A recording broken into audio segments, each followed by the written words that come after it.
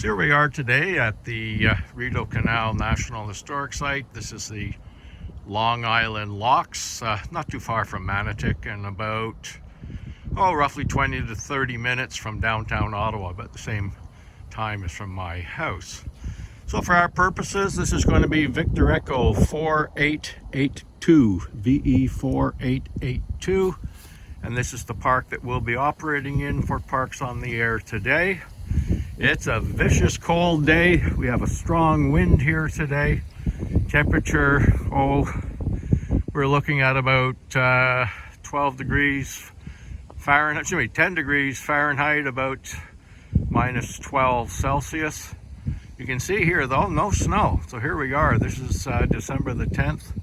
Still no snow in this area. This is a beautiful spot. Bit of a glare from the sun there. And in the summer, it's crowded with boaters and people out picnicking and so on. So we're going to get set up and we'll give it a try. Well, we're set up for now, and there will be a bit of a glare from the sun coming in. I've parked the car with the front window here pointing into the sun, trying to get a little bit of heat into the cabin here and warm things up a little bit for us. But it's the usual setup that I have. Those who've seen other videos will know it. That's the ICOM 7300 sitting on the dash. Over here, you can see a little bit here, try and get it into a little bit of shade. That's the Markham Brute battery, 10 amp hour. It's been a real workhorse for me. There, of course, my little cheat card. And that's essentially it. Now, I've had a few people ask about the headset I use. It's a Heel Pro 6. The mic is excellent, very crisp, gives great audio. And, of course, the other feature, which I really like, is this one. Now, this is the Heel push-to-talk switch. It's excellent. That little button there is like a trigger finger. You can squeeze it real quick and, get on the air. It's excellent for doing that. Just a matter of basically squeezing like that, and you're on the air. So it's excellent. I love it when I'm doing Pota because I can hold it in my left hand. There's my pad on my knees, and I can write out all the different call signs when I need them. And whenever I want to answer somebody, I just got to press the button. So it's a great little feature. For those of you who have ICOMs, keep in mind if you're buying either the headset or the push-to-talk button, you definitely need an adapter for it, which is actually this adapter here. And it's an adapter that is specific for ICOM. So you can't just buy the regular adapter and put it on. It's got to be one made for ICOM. Well, folks, we're going to call it a day, as you can see, back home at this point. I think what we'll do is we'll call this the wrap-up, which I'm doing from home rather than sitting in the car. It was pretty cold there today, and a few lessons learned about working in cold weather, that's for sure. So here's the wrap-up for Victor Echo 4882. We did 68 contacts in just 58 minutes, so they were coming in fast and furious for a while, and I must say some of the pileups were so big it was almost impossible to get all the call signs, and the best you could do was grab a couple of letters, and that might be sort of a lesson learned for those calling. Rather than trying to give your whole call sign, give maybe the last 3 letters or 2 letters of your call sign. It's easier to pick it out. And matter of fact, I heard someone from South Africa the other day giving the same advice to the pileups he was dealing with. So it's just a thought at this point. So 68 contacts, 58 minutes. It came out to 25 states, a couple of Canadian provinces. And on my end, it was exciting to an extent because even from my house, I cannot get Nevada, California, and Oregon. I get California once in a while. But here I am with a hamstick on the roof of my car, and I was able to talk to Nevada, California, and even Oregon got through. So that says something for that 20-meter hamstick sitting on top of a little, little Toyota.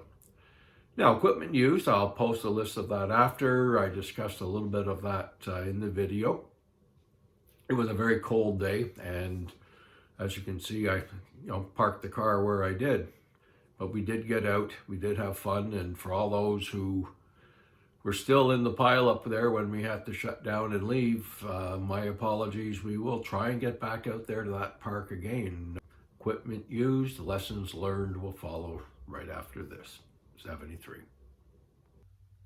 This is one of the parts that I enjoy, which is called Lessons Learned. There were a couple from this one. Number one, it's cold, very cold. It's going to get colder. And I had enough sense to turn the car so that the windshield was facing into the sun. And that made a significant difference in the temperature in the car. So it's a little thing, but you know, it's winter and it's cold and you're sitting there shivering, and get as much heat as you can. And in the Toyota that I have, it's got big windshield, so it can definitely get a lot of light in. So that certainly made a difference. It, you know, messed up some of the videos a little bit because you got the glare and what have you, but it was well worth it to try and stay a little bit warmer. The other item, and this actually goes back 2 or 3 parks.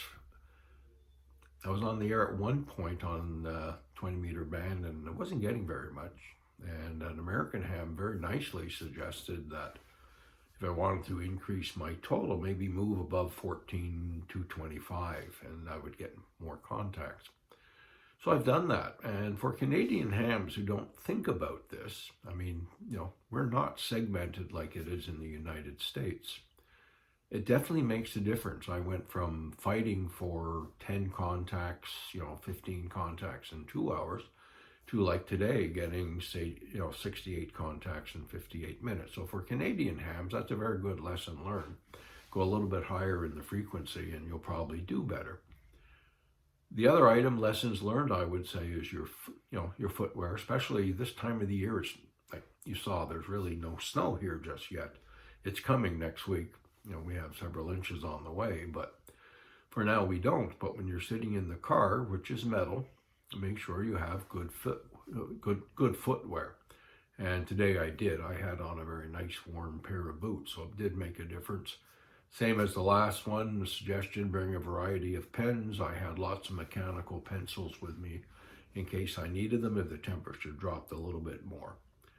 So there you go. That's sort of the wrap up and a few lessons learned. And what I want to say was it was a lot of fun. It was exciting getting some of these states that I don't usually get. So I do thank those people for calling. My apologies to those people who were still out there trying to reach us when we had to shut down. There is that time. We've got to go. And we'll be back out there again, certainly in that park again, because it was indicated from some of the hams that called that it was relatively rare, so we will get back out there. So a big thank you, and for all of those who contacted us and made it a lot of fun and a great day. So Victor Echo 3, Sierra Victor, Quebec. Equipment used will follow. 73. Have a good day.